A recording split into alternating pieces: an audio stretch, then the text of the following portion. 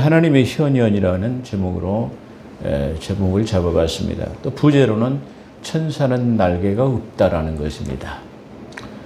우리가 모든 사람들이 전 세계적으로 우주적으로 모든 지구상에 있는 사람들이 천사의 존재에 대해서 다들 날개가 있다라고 생각하는 거예요. 천사는 날개가 있다? 의련히 천사를 표현하려면 날개를 달고 있는 모습을 그리야만 천사로 인식하고 있습니다. 물론 천사라는 특정한 인물을 특정짓기 위해서 날개를 거기다 부착해서 보인지는 모릅니다. 근데 실제 천사, 이것은 비진리 중에서도 가장 비진리 중에 하나입니다. 왜 그러냐면은 모든 우리가 살아가는 사람들이 천사는 날개가 있다라고 생각하기 때문에 만약에 어떤 사람이 날개를 달고 오면 진짜 하나님의 보내신 천사로 오인해가지고 그의 말을 경배하게 되고 그의 말을 순종하게 되어버리는 놀라운 그 역효과를 가져오기 때문입니다. 근데 절대로 어떤 천사들도 날개를 달고 우리에게 올 수는 없다라는 것입니다. 나중에 설명을 드리겠습니다만 그렇다고 한다면 날개를 달고 우리에게 올 수 있는 사람의 존재는 딱 한 사람이 있습니다. 그렇기 때문에 한 사람밖에 없는 그 사람 때문에 우리가 그는 원래 천사가 아니죠. 천사가 아닌데도 타락한 천사로서의 자기 처소를 지키지 않았던 사람 중에 한 사람입니다. 우리가 쉽게 이 자기 처소라는 것은 우리가 쉽게 생각해 보면 군대에 가면 유수 지역이라고 하는 자기 지역 내에서만 행동할 수 있는 반경이 있습니다. 예를 들어서 전라남도는 31사단에서만 속해 있어요. 그래서 31사단은 강주와 전남권 이론에만 활동할 수 있어요. 근데 만약에 전라남도 31사단을 벗어나려고 하면은 유수지역 이탈이 되는 거예요. 다시 말하면 자기 지역을 지키지 않았다라는 것이죠. 이때는 출장 명령이라든가 휴가증을 받아가지고 어디를 가도 좋다라는 휴가증을 첨부하지 않으면 그 사람은 유수지역 이탈이라고 하는 자기 처소를 지키지 않는 사람이기 때문에 군대에서도 그 헌병대에서 바로 체포를 해가게 되는 것입니다. 그런 것처럼 이 타락한 천사는 자기 처소를 지키지 않아서 타락한 사람을 말하는데 이 타락한 천사는 바로 옛뱀 마귀의 수하들입니다. 천사는 어떤 천사도 날개가 없습니다. 날개를 단 존재는 딱 두 존재가 있는데 그 두 존재에 대해서 오늘 제가 증거하려고 합니다. 그래서 그것을 통해 가지고 우리는 한국 교회가 잘못 알고 있는 것, 전 세계적으로 잘못 알고 있는 천사는 날개가 없다라는 것을 깊이 인식하게 되어져서 마지막 때에 날개를 달고 내려와서 하나님의 전령처럼 어떤 비진리를 전하게 되면 거기에 오인되지 않게 되기를 주의 이름으로 축원합니다. 그것을 제가 말씀드립니다. 언젠가는 제가 간단하게 말씀을 드린 적이 있었습니다만 오늘 그것에 좀 심도 있게 한번 다뤄보려고 합니다. 창세기 18장은 16장과 17장을 볼 때 특이점은 아브라함이 인간적인 방법으로 하갈의 첩을 두뇌 이스마엘을 잉태한 후 13년 만에 찾아오셨어요. 이 말은 무슨 말이냐면은 16장과 17장을 볼 때 18장은 아주 차이점이 있다. 어떤 차이점이냐? 그러면은 16장과 17장에서 하나님이 나타나실 때는 바로 13년이라는 시간이 걸렸어요. 그 13년은 왜 걸렸느냐면은 지난번에도 말씀을 드렸지만 아브라함이 인간적인 방법으로 하갈이라는 첩을 얻어가지고 이스마엘을 이게 취했어요. 그렇기 때문에 하나님이 그것은 내 뜻이 아니야라고 하는 무언의 묵시를 통해 가지고 아브라함에게 어떤 교훈을 주기 위한 어떤 방편으로 사용하셨다. 그러다고 한다면 18장에서는 지금 17장에서 그런 다음에 13년 만에 나타나시고 아브라함과 언약을 체결하고 나신 다음에는 바로 얼마 안 된, 며칠이 안 된, 어떻게 보면 며칠이 안 된 사이에서 나타났다라는 것이에요.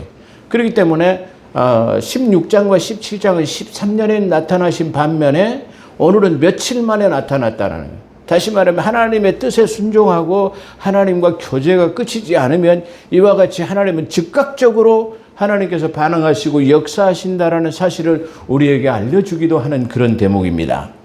그래서 17장에서는 언약을 체결한 후 며칠이 안 된 때에 나타나는 것을 알 수 있는데 17장 24절은 아브라함이 표피를 뵌 나이가 99세라고 증거하고 있으며 18장 10절에는 내년에 이맘때라고 말하기 때문에 99세에서 할례를 받았고 지금 내년에 이맘때 100세 될 때에 아이가 있으리라 하기 때문에 지금 하나님의 현현, 하나님의 나타나심은 바로 99세 때에 다시 나타나셨다라는 거예요.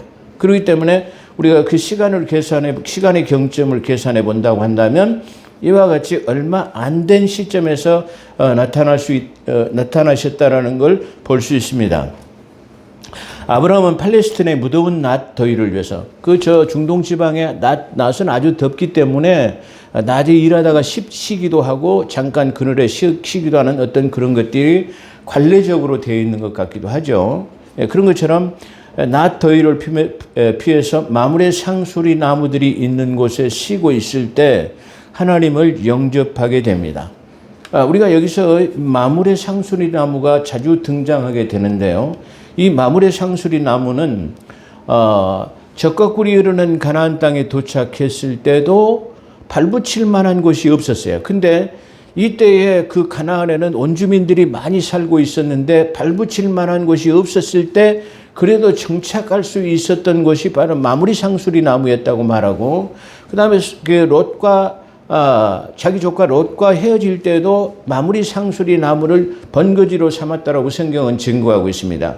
그러면 마무리 상수리 나무라는 말은 무슨 뜻이냐? 그러면 마물의 사람이 소유지로 갖고 있는 그 상수리 나무, 다시 말하면 그들의 어떤 과원 아니면은 그들의 산, 우리나라도 자기의 그 소유의 임야, 그 선산이라는 것들을 가지고 있죠. 그런 것처럼 마물의 사람이 가지고 있는 소유의 나무밭, 그런 것이라는 것을 우리가 알 수 있습니다. 그렇게 어찌됐든 간에 마무리 상수리 나무는 창세기 13장 18절에 조카 롯과의 결별 후에 정착한 곳으로서 나그네와 같은 아브라함에게 정착지를 제공한 매우 우호적인 사람으로 우리가 볼 수 있다. 뿐만 아니라 이는 가나안 전쟁 때 맹주였던, 그러죠. 저쪽에 그 맹주였던 4명의 왕이 지난번에 가나안 전쟁 때 제가 소개한 바 있습니다만 그 4나라 중에서도 그 4나라의 가장 강력한 맹주가 바로 그돌라 오멜의 그 엘람 왕이었어요. 그렇죠. 근데 이 엘람 왕을 318명을 가지고 자기 조카 롯이 사로잡았기 때문에 그들을 추격해가지고 다시 자기 조카를 살려오고 많은 재물들을 약탈해 왔다라는 것을 알 수 있는데, 그 뒤편에 보게 되면 우리는 이 자기 집에서 길리온 318명이 뿐만 아니라 다른 사람도, 다시 말하면 아넬과 에스골과 마므렛 사람이라는 내용이 나옵니다. 그렇죠. 그렇기 때문에 이 사람들과 아브라함이 동맹했다라는 말이야. 그러니까 다시 말하면 저 가나안의 원주민들과 원주민 7부족이 있고 또 다른 외세가 있는데 그들은 그 가나안 땅의 일경에 발붙이고 살면서 그 예세와 그런 그 원래 사는 원주민로부터의 많은 침략과 약탈, 노략을 당했다라는 걸 알 수 있어요. 그래서 소수민족인 이들은 힘을 합치지 않으면 살아갈 수 없는 그런 처지였는지도 몰라요. 그런 처지에 아브라함이 318명이나 되는 자베스 길르온 용사를 가지고 있고 많은 부족을 가지고 있는 사람이 지금 와서 정착해서 자기들과 함께 하겠다고 하면 약소 민족에서 우리가 점점 큰 사람들에 대해서, 큰 나라들에 대해서, 원주민에 대해서 대적할 수 있기 때문이라고 생각했었는지도 몰라요. 그렇지만 어찌됐든 간에 이 마므렛 사람은 이 아브라함을 아주 우호적으로 대해줘서 정착지를 주었을 뿐만 아니라 또 그 전쟁 때, 다시 말하면 그돌라오멜의 엘람 왕의 전쟁 때에도 같이 합세했다라는 것을 나와요. 그래서 이 앞전에 우리가 공부한 것처럼 그들의 많은 전리품을 가지고 왔을 때도 나는 전쟁에서 이긴 전리품을 신들매라도 실오라기 하나도 갖지 않겠다라고 말했어요. 그러나 나와 함께 했던, 여기서는 그렇죠, 아넬과 에스골과 마므레의 분깃은 그들에게 돌려줘라, 그렇게 했던 것을 우리가 볼 수 있죠. 그런 것처럼 여기서 거기서 마므레 사람이 등장하고 있는데 이 마므레라는 것은 마므레 상수리는 그의 원래 소유였던 그곳에 정착하고 있고 그곳에 머물고 있다는 것을 나타내는 대목이기도 합니다. 그래서 이 마므레 사람은 매우 우호적인 동맹인 것으로 알 수 있으며 아브라함의 정착지로서 마므레 사람 소유지를 정착한 것을 마므레 사람 소유지에 정착한 것을 우리가 알 수 있다. 지난번에 우리 창세기를 통해서 공부한 것은 어떤 지명이나 누구를 말할 때 그 지명은 누구요? 그 사람의 이름을 명명해가지고 지명도 따르고 성읍도 그 사람의 이름에 따라서 짓고 있다라는 것을 우리가 말씀드린 바 있습니다만은 바로 그런 측면에서 그렇게 사용하고 있다. 그것을 볼 수 있습니다. 2절에 눈을 들어본 적 사람 셋이 맞은편에 서 있는지라 곧 장막문에서 나가서 영접하여 몸을 땅에 굽혀 경배했다고 증거합니다. 자, 아브라함이 마므리 상수리 나무 근처에서 지금 뜨거운 낮 더위를 보내고 있고 또 어쩌면은 많은 그 양떼들을 목축하다가 지금 잠깐 그 더위를 피해서 집에 와서 이 점심을 먹고 상수리 나무 그늘 아래서 쉬고 있는데 그 세 사람이 지금 나타나는 것을 보고 즉시로 달려가 가지고 경배했다라는 거예요. 여기서 세 사람은 우리가 이 차후의 성경을 통해서 공부하겠습니다만 한 사람은 아브라함과 계속해서 소돔과 고모라의 멸망을 알려주고 또 아브라함은 하나님에게 만약에 그 소돔과 고모라에 의인이 만약에 있다고 한다면 어떠하시겠습니까? 그렇게 물었을 때 50명이 있으면 어떻게 하겠습니까? 그 중보의 기도가 나오는 장면이죠. 그래서 두 명의 천사는 바로 이때 소돔으로 향하고 계속 얘기를 하고 있었던 사람은 바로 하나님인데 이 하나님을 갖다가 육신의 사람의 모습으로 나타난 하나님의 현현이다 말할 수 있어요. 이 하나님의 현현이라는 것은 뭐냐면은 구약에서는 하나님께서 이렇게 특별하게 나타나셔서 그것을 하나님의 뜻을 증거해야 할 필요성도 있었습니다. 근데 그때는 아직 육신의 동정녀 마리아를 통해서 성육신하시기 이전의 모습을 가지고 있기 때문에 천사의 모습을 빌어서 현현할 수밖에 없어요. 만약에 하나님의 본체 자신이 나타나게 되면 인간은 죄 때문에 죽을 수밖에 없어요. 그래서 성경에서 우리가 하나님을 배웠는데 죽지 않았다는 대목이 많이 나타나죠. 그래서 그런 측면에서 하나님의 직접적인 성육신 하시고 예수 그리스도의 십자가의 보혈의 피로 대속함을 받지 않은 인간은 누구나 만약에 하나님을 직접적으로 보게 되면 그 즉시로 죽게 된다는 거예요. 그렇기 때문에 하나님은 그것을 피하시기 위해서 현현하셨다. 그래서 지난번에 잠깐 소개한 것처럼 갈라디아에서 보면 하나님께서 직접 나타나셔서 모세에게 율법을 수여했지만 그것은 천사의 중보의 손을 빌어서 주셨다. 그 말은 하나님께서 직접 나타나셔가지고 만약에 모세에게 이 율법을 수여했다면 모세는 그 즉시 죽어야 해요. 그런데 그것을 하나님이 아직 대속함, 예수 그리스도의 핏뿌림이 뿌려지지 않은 상태이기 때문에 하나님께서는 지금 천사의 중보의 손이라 천사의 현현의 모습으로 당신을 나타내고 있다는 것을 우리가 깨달아야 됩니다. 그렇기 때문에 이 세 사람이라고 하는 것은 바로 그 세 사람의 천사 중에서 한 분은 하나님이시고 두 분은 천사들이었는데 이 아브라함과 얘기를 하는 도중에 두 사람은 소돔과 고모라를 향해서 갔다라고 그렇게 말해요. 그래서 두 사람은 실제적으로 하나님의 명령을 수행하는 천사, 보냄을 받은 자죠. 앙겔로스에서 파생한 것인데, 엔젤, 그러죠. 하나님의 명령을 수행하고 하나님의 명령을 전달하고 수행하는 역할을 하고 있는 사람들이죠. 그래서 그 명령을 수행하기 위해서 갔고, 아브라함은 하나님과, 거기에 남아있던 하나님과 아브라함은 계속적인 대화를 가지고 있었다는 것을 우리가 알 수 있었습니다. 근데 자, 중요한 것은 아브라함의 표현을 볼 수 있는데요. 아브라함이 지금 저 마므레 상수리 나무 밑에서 쉬고 있는데 세 사람의 그 출현을 보고 즉시로 달려가서 경배했다고 그래요. 어떻게 아브라함은 하나님을 즉시로 알 수 있었는가? 우리 잘 알 수 있는 대목이죠.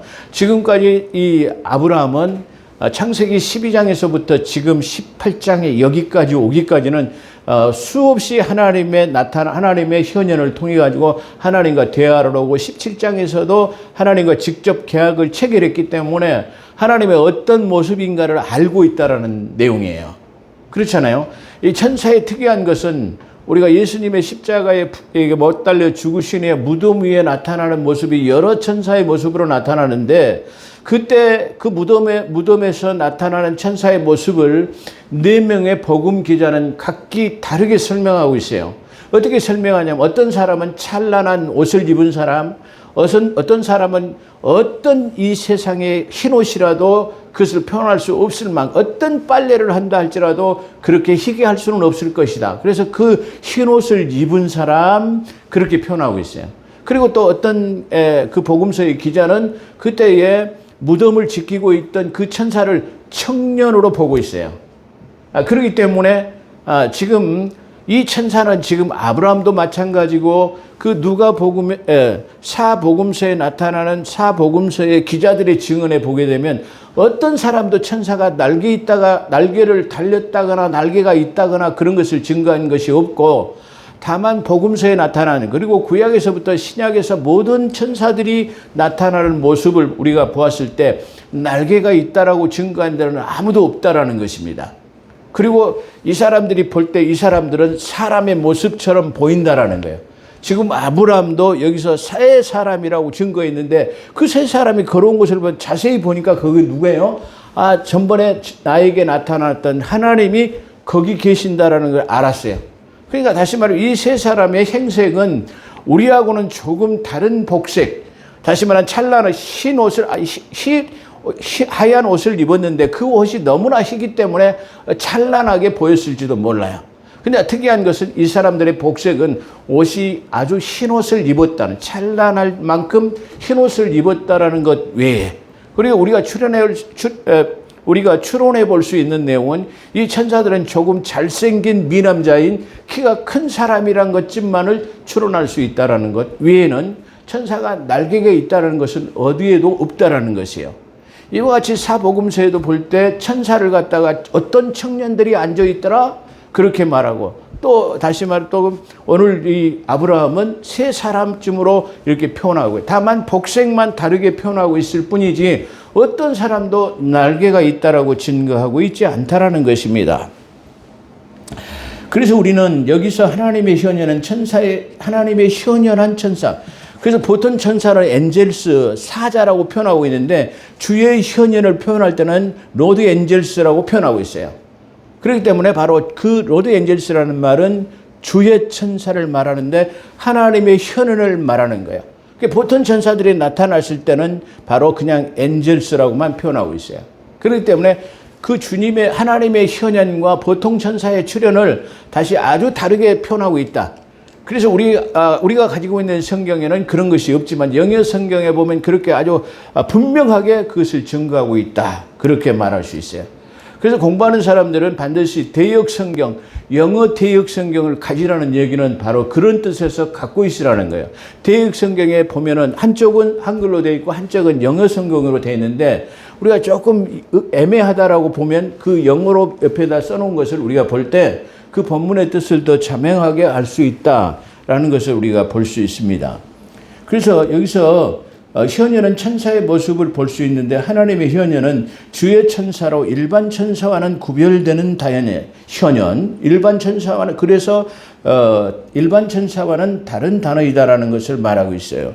그래서 우리는 여기서 영적 존재인 천사들을 살펴볼 필요가 있다. 네, 그렇게 말할 수 있습니다. 자, 첫째는 출애굽기 25장 18절에서 22절에 보면은 그룹 스랍이라는 표현이 있어요. 스랍. 근데 이 스랍은 6 날개를 가지고 있다고 출애굽기 25장 18절 22절에 말하고 있습니다. 또 창세기 3장 24절에 보면은 그 두루도는 하염금을 돌고, 이게 에덴 동산을 두루도는 아담과 하와를 쫓아내고 난 다음에 왜 쫓아냈냐면은 그걸 지키고 있지 않으면 이미 이들은 선과 악을 알아버렸고, 악을 아는 데는 하나님같이 되고, 악한 것에 대해서는 하나님같이 되어버렸어요. 근데 이거 악한 존재가 만약에 영생할 수 있는 생명나무를 따먹게 되면 이 악인들이 영생하기 때문에 그건 안 돼요. 그렇기 때문에 하나님께서 그들을 쫓아내신 다음에 어느 누구도 그것을 침범하지 못해 그 선악과 나무를 따먹지 못하도록 두루 도는 하얀검으로 그 경계를 지켰다고 할 때 그 경계를 지켰던 사람이 그룹이라고 표현하고 있어요. 예, 다시 말해 그래서 이 그룹이라는 존재는 스랍이라고도 하고 그룹이라는 존재는 출애굽기 25장 18절에서부터 25절, 창세기 3장 24절에 나타나고 있습니다. 또 천군에 대해서는 다니엘서 10장 13절, 계시록 12장 7절에는 미가엘이라고 해요. 성경에서 천사의 이름을 명명한 곳은 다니엘서의 미가엘이라고 하는 대군, 하나님의 천사장, 천군단이로, 다시 말하면 하나님의 나라의 군대 장관인데 이 사람은 미가엘이라고 말해요. 하나는 이름을 명명 가브리엘이라는 사람인데 이 가브리엘은 마리아 동정녀 마리아에게 수태고지를 하러 왔을 뿐만 아니라 엘리사벳에게도 수태고지를 하러 왔고 또 마노아에게도 아들이 있을 것이라고 찾아온 천사가 바로 이 수태고지라고 하는 좋은 소식의 기쁨의 소식을 전하는 천사를 받다가 가브리엘이라고 말할 수 있어요. 어찌됐든 간에 성경에서 이름을 명명하고 있는 사람은 바로 두 사람밖에 없는데 다니엘서에 나오는 미가엘이라는 천사는 천사와는 다른 천군을 표현하고 있어요. 그러니까 천군이라는 말은 하늘의 군대를 거느리고 전쟁을 수행하고 또 하나님의 어떤 악한 무리들을 파멸하는 그런 천군으로 나타나고 있다는 것을 볼 수 있습니다. 두 번째는 이사야서 6장 2절에 보면 스랍이라고 나와요. 그러니까 이사야 선지자가 지금 하나님의 성전에서 스랍을 봤어요.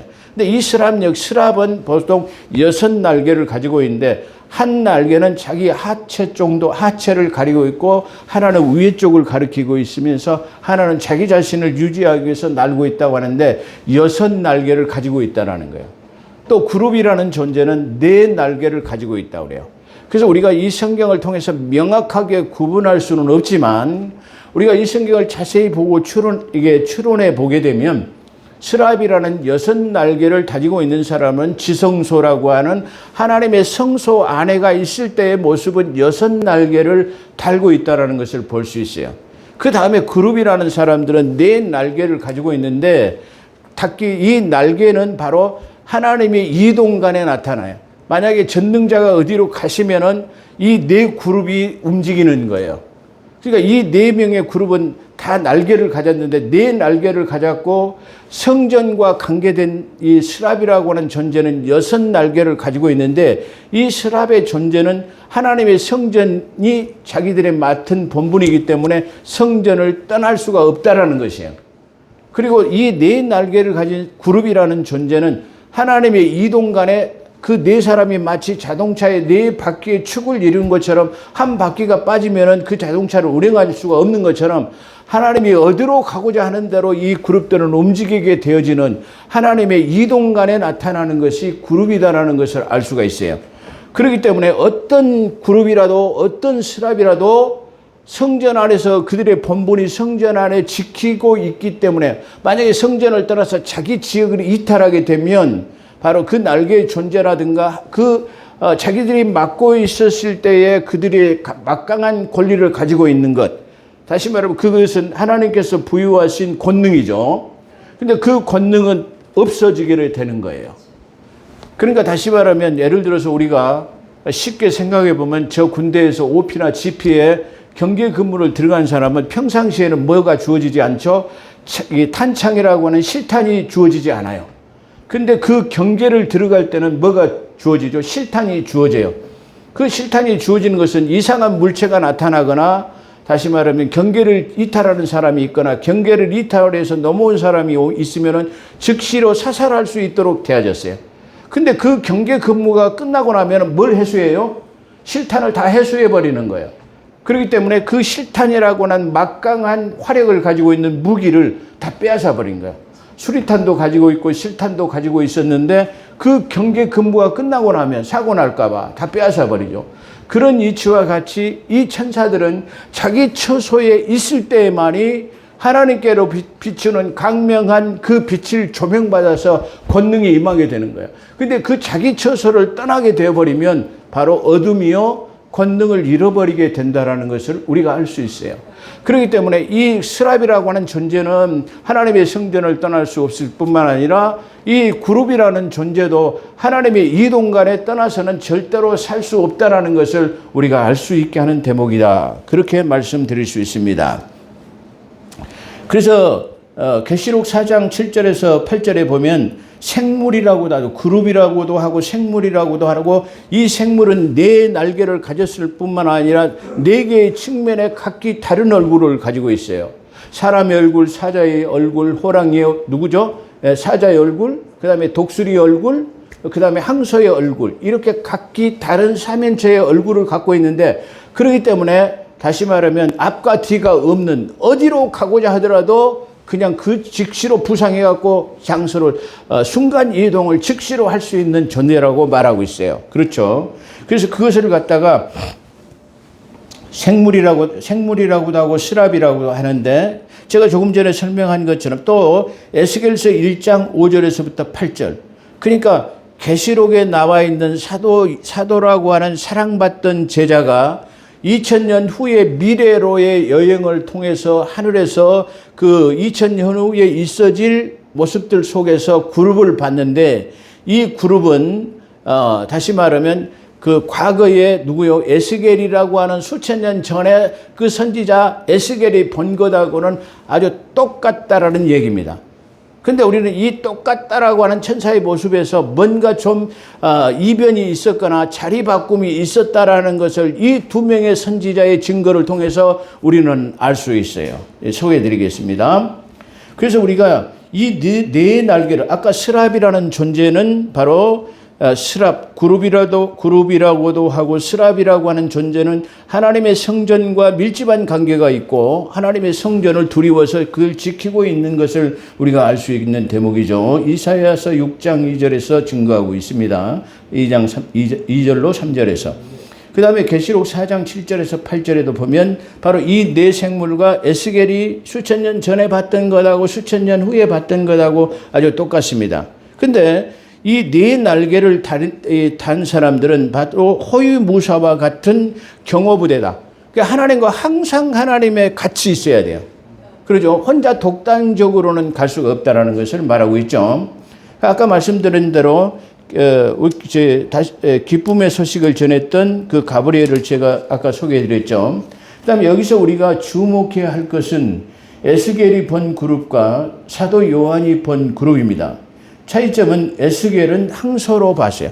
그 네 그룹 중에 한 사람은 항소로 보았다는 말입니다. 근데 몇천 년 후에 사도 요한이 3층천에 올라가서 그것을 봤더니 항소가 아니고 송아지였더라고 표현해요. 중요하죠. 항소와 송아지는 차이점이 많아요. 항소는 몸집이 클 뿐만 아니라 뿔이 나 있어요. 그죠? 근데 송아지는 뭐예요? 뿔이 나 있지 않아요. 그리고 몸집이 작아요. 그러죠? 그렇기 때문에 모습은 그 위치는 똑같은데 이 항소와 송아지를 표현했다라는 것을 통해 가지고 뭔가 지금 자리 바꿈이 왜 바뀌었을까? 뭔가 지금 자리 바꿈이 있었다라는 것을 우리에게 알게 하는 거예요. 이게 똑같은 것이지만 우리는 이 중요한 것을 간과해 버린다라는 것이에요. 자, 그래서 무언가 변동이 있음을 알 수 있는데 성령님께서는 의도적으로 자리 바꿈이 있었다라는 것을 암시해요. 그렇기 때문에 우리는 하나님의 성경을 자세히 보면 왜 에스겔이 봤을 때는 영적 존재이기 때문에 변함이 없는, 영적 존재라는 말은 나이가 들지 않아요. 다시 말해 영생 불사할 수 있도록 만들어놨어요. 그 사람 영생 불사할 수 있는 사람들을 파멸할 수 있는 것은 마지막 불못에 빠뜨리는 것밖에는 없어요. 그렇기 때문에 만약에 영적으로 타락하게 되면 어떤 장소에다가 감옥에다 가둬놓을 수밖에 없어요. 감옥에 가둬놨다가 마지막 심판 때에 그들을 불못에 던지는 것 외에는 영생 불사할 수밖에 없다라는 거예요. 우리가 이것을 통해서 알 수 있는 것은, 그렇다고 한다면 그 영적 존재였던 항소가 왜 어디로 가고 송아지가 그 자리를 대신하고 있을까라는 것을 우리가 봐야 하는데, 그것을 성경에서 자세히 증거하고 있다, 그런 말입니다. 그렇다면 왜 자리 바꿈이 있었냐는 이사야서 14장 12절을 보면 잘 나타나 있죠. 너 아침의 아들 계명성이요. 그래 킹제임스 직역에 보면 너 루시퍼야 그렇게 말하죠. 루시퍼는 바로 쉽게 말하면 우리가 적 그리스도라는 것을 알 수 있어요. 너 루시퍼야. 어찌하여 네가 네 하늘에서 찍혔느냐, 자리바꿈이 있었느냐 그렇게 말하는 것이죠. 그래서 너 아침의 아들 루시퍼야 어찌 그리 하늘에서 떨어졌으며 너 열국을 엎은 자여 어찌하고 그 땅에 찍혔는고 그래서 네가 쉽게 말하면 아주 귀중한 존재였는데 귀하고 복된 존재였는데 네가 어찌하여 그 하늘에서 찍혔느냐 그렇게 말하고 있어요. 자, 이쯤 되면은 지금 목사님께서 뭘 설명하려고 하는 것을 벌써 이게 불이 들어온 사람도 있을 거예요. 그리 어찌하여 너 열국을 엎은 자여 어찌하여 그리 땅에 찍혔는고 내가 내 마음에 이르기를 내가 하늘에 올라 하나님의 무별 위에 내 자리를 보이리라. 내가 북극 지폐 산 위에 앉으리라. 그랬어요. 무별 위라는 말은 모든 천사 위에 가장 내가 높은 자로 군림하겠다라는 거예요. 그 다음에 뭐요? 내가 내 자리를 북극 지폐 산 위에 자정하리라. 그런 말이에요. 그런 말은 지금 북극 지폐 산 위에 자정한다라는 말은 북극 성자 위에 제가 언젠가 설명을 했죠. 알파 트라고니스 별 위에 자정하시는 하나님의 보좌를 말하는 거야. 내가 이 보좌 위에 하나님과 내가 동등하게 되겠다라고 하는 다시 말하면 지금 이 찬탈 쿠데타를 일으키는 주범이 이 루시퍼였다라는 것을 성경에서 명확하게 증거하고 있어요. 그렇기 때문에 북극 지폐라는 것은 제가 항상 말하지만은 뭐요? 북극 성자라고 하는 저 알파 트라고니스 별 위에 자정하신 하나님의 보좌를 찬탈하려고 한 사람이 누구였냐? 그러면 바로 계명성이라는 이름을 가지고 있는 루시퍼였다라고 말해요. 이 계명성이라는 말로 원래대로 하면 직역으로 루시퍼야 그렇게 번역해야 하는 대목이기도 합니다. 자, 그래서 무별 위에 자정하리라. 내가 너 하나님과 비기리라 그런단 말이에요. 여기서 직역은 내가 지극히 높으신 분같이 되리라. 또 에스겔서 28장 13절을 보면 내가 옛적에 하나님의 동산 에덴에 있어서 각종 보석과 홍보석과 항보석과 금강석과 항옥과 홍만호와 창옥과 청보석과 남보석과 홍옥과 황금으로 단장하였으며 내가 지음을 받던 날에 너를 위하여 소고와 비파가 준비되었도다 그랬어요. 그러니까 이 지금 이 에스겔에서 본 이 그룹은 원래 옛적에 에덴 동산에 있었다고 그래요. 에덴 동산에 있었는데 이게 하나님의 보좌를 찬탈하려고 하니까 에덴 동산에 쫓아내고 그 다음에 누구를 거기다 보냈냐 이기도 합니다. 어찌됐든 간에 우리가 하나님의 말씀 위에 범주를 넘어서지 않는 범위로 생각해 본다고 한다면 이 지금 그룹은 원래 하나님께서 아주 각종 아름다운 보석으로 그를 위해서 치장했어요. 그럴 뿐만 아니라 이 사람을 하나님께서 창조하실 때는 각종 모든 악기를 이 사람을 위해서 예비해 놨다라는 거예요. 그렇기 때문에 이 사람은 원래의 본분은 하나님을 찬양하도록 하나님을 이게 찬가를 부르도록 찬미를 부르도록 그렇게 지음을 받은 사람이었다는 걸 알아요. 그러니까 각종 아름다운 보석으로 치장했을 뿐만 아니라 이 사람을 통해 가지고 가장 이 세상에 있는 모든 악기가 그를 위해서 예비되었다고 하는 것은 바로 이 사람을 하나님을 찬양하는 데에 쉽게 표현하면 찬양 단장으로 성가대 지휘자로 만들어놨다라는 말이에요. 근데 이 사람이 왜 그랬는가를 우리가 가만히 수론해 보면 하나님이 모든 억조 창생들이 하나님을 찬양해서 그걸 받아서 하나님 앞에 다시 말하면 이 봉헌하게 하는 임무가 누구냐면 바로 이 사람이었다는 걸 알 수 있어요. 그렇기 때문에 이 사람은 그것이 얼마나 영화로운 것이라는 것을 알았기 때문에 그 찬양을 받지 못하도록 자기가 받으려고 하는 찬탈의 계획이 있었구나 하는 것을 우리가 알게 하는 대목이기도 합니다. 그래서 너를 위하여 소고와 비파가 준비되었다고 말하죠. 너 기름 부음 받은 그 덮는 그룹이여 그랬죠. 여기서 이 그룹은 원래 기름 부음을 받았어요. 기름 부음을 받았는데 그가 찍혔기 때문에 기름 부음 받은 자는 누구죠? 두 사람밖에 없어요. 누구죠? 하나는 예수 그리스도, 하나는 아까 루시퍼라고 하는 적 그리스도인 이 사람이 기름 부음을 받았어요. 근데 이 적 그리스도 루시퍼는 기름 부음을 받았지만 타락한 존재가 되었을 뿐만 아니라 기름 부음은 예수 그리스도만 받은 것이에요. 그렇기 때문에 우리는 진리로서 본다고 한다면 기름 부음 받은 사람은 두 사람이었는데 한 사람은 루시퍼였는데 타락했었고 하나는 예수 그리스도라는 것을 알게 하는 그런 귀중한 대목이기도 합니다. 그래서 너 기름 부음 받은 그룹이여 내가 너를 세우며 하나님의 성산에 있어서 불타는 돌들 사이에 왕래했다. 이게 불타는 불의 돌들 사이에 왕래했다라고 하는 것을 보면은 이 사람은 하늘에서 어떤 장소도 무소불위로 마음대로 오고 가고 할 수 있는 그런 존재. 불의 돌들 사이라고 한다면 우리가 뭘 생각해 보게 하냐면 지옥을 알 수 있어요. 근데 이 사람은 지옥도 마음대로 드나들 수 있는 권세를 가지고 있을 뿐만 아니라 불의 돌들 사이라고 하는 엄청난 화강석이라고 하는 곳을 왔다 갔다 해도 다시 거기 타지 않는 불멸의 사람이었다라는 것을 우리에게 암시해 주고 있는 것이에요. 그렇기 때문에 이가 가지고 있는 존재가 얼마나 위대한 것이었다는 것을 알게 하는 대목입니다. 그래서 내가 하나님의 성산에 있어서 불타는 돌들 사이에 왕래하였도다. 내가 지음을 받던 날부터 내 모든 길이 완전하더니 마침내 내게서 불의가 드러났도다. 마침내. 처음에는 잘 나가더니 마침내는 변해요. 그러죠. 우리도 믿음이라는 것을 보게 되면 꼭 잘 나가는 것 같이 위장하지만 마침내는 본색을 드러내요. 네, 그런 것처럼 바로 그런 것처럼 처음에는 그렇지 않았다가 마지막에는 변하는 모습을 불의가 드러났도다. 또 계시록 12장 7절 보면 또 하늘의 전쟁이 있으니 미가엘 하늘의 전쟁 미가엘과 그의 천사들이 용을 대적하여 싸우고 용과 그의 천사로 싸우매 그들이 이기지 못하여 하늘에서 더 이상 있을 곳을 찾지 못 하늘에서 얻지 못했기 때문에 미가엘 다시 말해 하늘의 쿠데타를 일으켰기 때문에 미가엘 대군의 진압을 통해 가지고 하늘에서 쫓겨났기 때문에 땅에 찍혔다라는 것을 우리가 알 수 있게 하는 대목이 할렐루야. 예, 그걸 말하죠. 그리하여 그 큰 용이 쫓겨나고 그런 마귀라고도 하고 사탄이라고도 하는 옛뱀 마귀 곧 온 세상을 미혹하던 자라. 그가 땅으로 쫓겨나고 그의 천사들이 쫓겨나더라. 자기 처소를 지키지 않은 자를 지칭하고 있다. 그렇게 말씀할 수 있습니다. 그러면 오늘 시간 관계상 오늘은 여기까지 마치고 후속적 다음에 2탄을 통해 가지고 그가 왜 어떻게 됐고 어떻게 우리에게 나타날 수 있는가를 아주 자세하게 성경을 통해서 조명하는 은혜받는 귀한 시간이 되기를 주의 이름으로 축원합니다. 기도하겠습니다.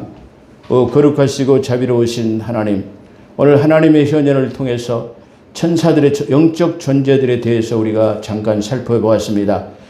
다음 시간을 통해서 더 귀중한 진리를 얻기를 원합니다. 그래서 우리가 자유함을 얻게 하시고 또 마지막 시대에 우리가 천사의 날개를 달고 우리 앞에 나타날 수 있는 영적 존재는 바로 타락한 천사 미가엘의 하나님 한 사람이라는 것, 루시퍼밖에 할 수 없다는 사실을 우리에게 알게 하신 하나님, 우리 사랑하는 성도들 그리고 우리 한국교회 성도들이 이 진리의 말씀에 하나님 아버지 깨달아서 미혹되지 않는, 현혹되지 않는 그런 복된 삶이 되게 도와주옵소서. 오늘도 함께 하신 것 감사하며 우리 구주 예수 그리스도 이름으로 감사기도